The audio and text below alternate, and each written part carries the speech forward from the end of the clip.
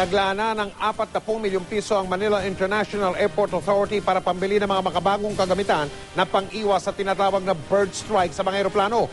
Kontra naman ng isang grupo sa panukalang alisin yung tinatawag na bird sanctuary malapit sa NAIA. Nakatutok si June Veneracion.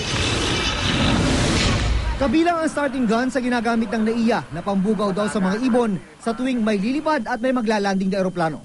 Pero mukhang kulang pa rin ito dahil sa nakalipas sa 2 taon, patuloy ang nakababahalang pagtaas ng kaso ng bird strike sa mga eroplano. Swerte pa lang tayo dahil wala. But it's an accident waiting to happen simply because that the number of birds within the airdrome is increasing. Kaya naglaan ng Manila International Airport Authority ng 45 million pesos para ipambili ng mas makabagong kagamitan.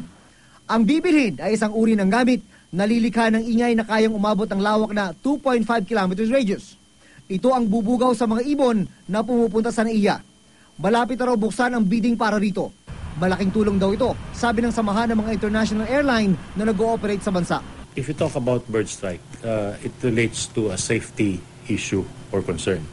Pagka pinag-usapan natin ang safety, talagang it's something that we have to be alarmed of. Pero anumang teknolohiya ang gamitin, hindi pa rin daw maaalis ang banta ng bird strike hanggat hindi na ililipat ang bird sanctuary na ito na malapit sa NAIA. Simple lang naman daw ang tanong, sabi ng mga airport officials. Alin daw ba ang mas mahalaga? Buhay ng tao o tirahan ng mga ibon?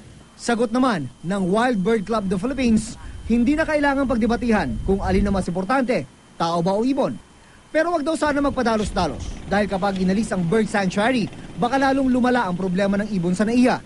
Kung ikaw yung ibon, pagdating mo from China, bilang, wala na tayong mapuntahan.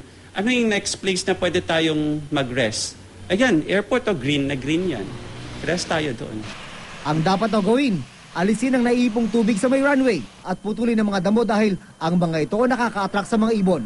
Bukas naman daw ang Wild Bird Club of the Philippines na makipag-usap sa mga opisyal ng NAIA para masolusyonan ang banta ng bird strike sa mga aeroplano. June Veneracion, Nakatutok, 24 Oras.